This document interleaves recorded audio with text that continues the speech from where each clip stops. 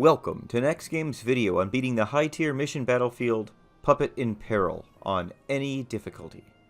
Now in this video, I will go over what you will encounter in this fight, the strategies to beat it, and then show you an example of me beating it on the very difficult difficulty, solo, with my ninja.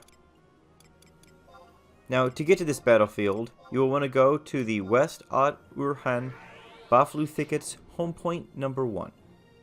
This is one of the February 2020 monthly objectives, so I wanted to be sure to get this one out earlier than January's, so it was of more use to people. Now let's go over what you will see in this fight. Now in Puppet in Peril, it's basically broken into two phases. In phase 1, your fight is against 5 Mamuja with low hit points. And by low hit points, I mean usually a single weapon skill will one-shot them. Now the Mamuja can also all be slept, which makes your job much easier. The order I suggest you kill them in is the Pulmacist first, which is the Black Mage, and he can sleep Ga as well as cast other Ga spells on you and your trust, so that's why you want to start with him. Then the Flame Rear, which is a Dragoon, and you want to kill him second because he will continually summon wyverns as you kill the other Mamul. Next you want to kill the Unseen, which is a Ninja, followed by the Profligate, which is a Thief, and then the last one you want to kill is the White Mage, which is called Isen Goma. And the main reason you want to do that one last is because the White Mage can cast Kiraga, which would wake all of the other mobs. You can normally kill all of them before any of them wake. Now let's go ahead and move on to phase 2.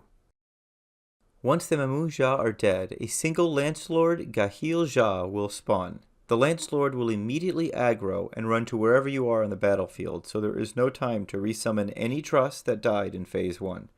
He will open with a Protect 4 and Shell 4. Use this initial time to position him so that he is as far away from your trust as possible. He has very high defense. Most weapon skills will only do 800 to 2000 damage. However, magic damage does very well against him, so I recommend skill chaining and magic bursting if you are able to do so. He has 3 different ability sets depending on his current hit point total. Let's go over those. The first phase of the Lancelord will be when he's between 100% hit points and 50% hit points. During this initial phase, he will use the following abilities. Clobber, which inflicts conal damage and is absorbed by 2 to 3 shadows. If this does hit you or anyone behind you, it's going to hit for 500 to 1000 damage. Batterhorn, which inflicts high conal damage and is also absorbed by 2 to 3 shadows. If this hits you or anyone behind you, it usually hit for 1500 to 2000 damage. Granite Skin will grant physical immunity from all frontal damage, but thankfully Coral will usually dispel this immediately. If he doesn't, you're going to have to wait for it to wear, because if you try and turn him, more than likely your trust, you're going to end up getting hit with one of these nasty abilities that he uses. The next ability is called Fire Angon. It's an AoE ability that ignores shadows but does not wipe them. He hits anything within 15 feet of the target. It does anywhere from 1000 to 1200 damage to you, and up to 1500 damage on your trust on very difficult. Now due to the conal abilities and the distance needed for trust to avoid Fire Angon, you should always want the Weaver in between you and your trust, with you at the maximum melee range. This will allow you to step backwards if you see the Fire Angon coming, to keep them out of range. In the next phase, the Lancelord Jaw will be between 49% hit points and 26%. In this phase, Fire Angon is replaced with Blazing Angon.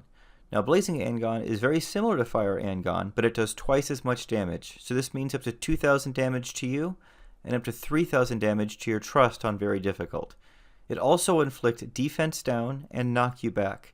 Make sure you're keeping up Migawari at all times, and if it looks like Archangel TT isn't going to stun it, step backward so that it doesn't hit your trust. Also in this phase, he gains access to Protect 5, Shell 5, Cure 5, Diaga 3, and Banishka 3, none of which is really a threat.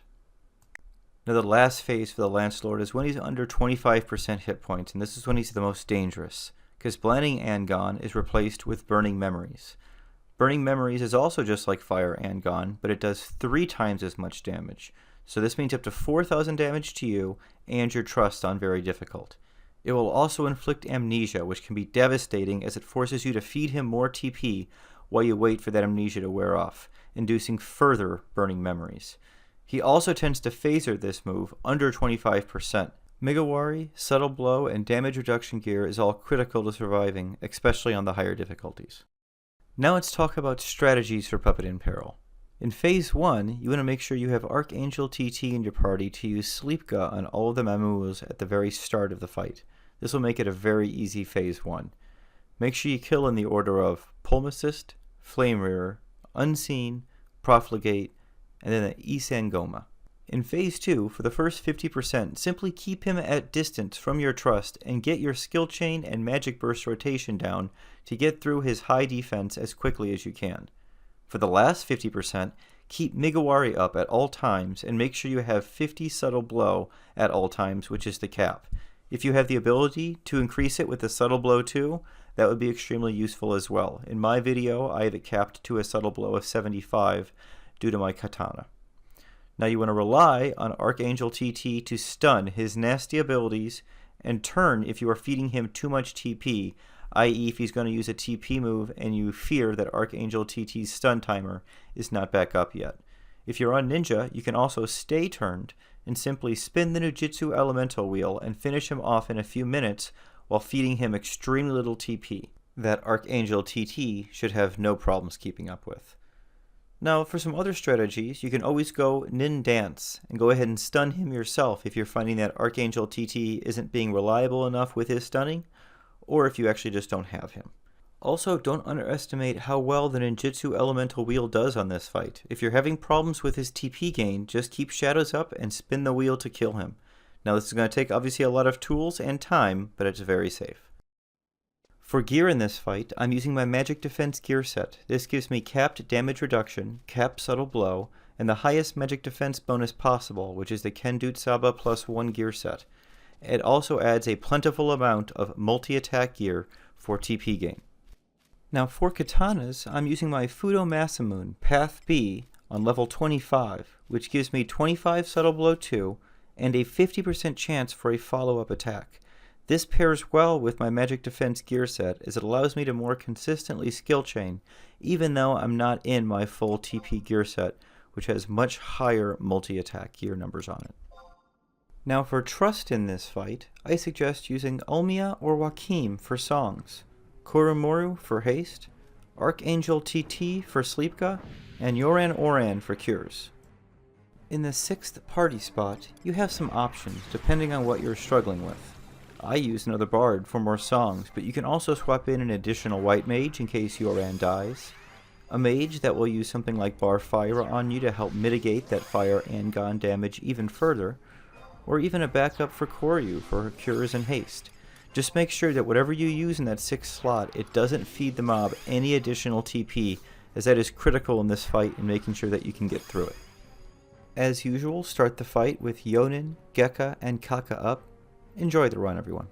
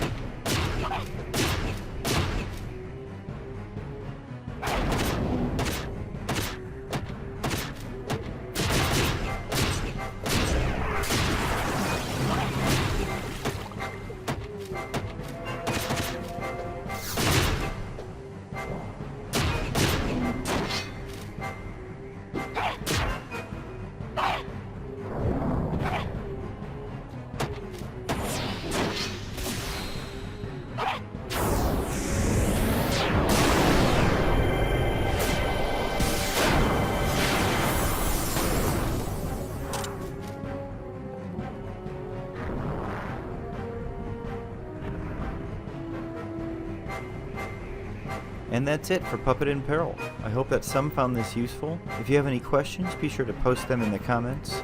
Make sure you subscribe and turn notifications for my channel on to be notified when my new guides come out. Have a great week, everyone.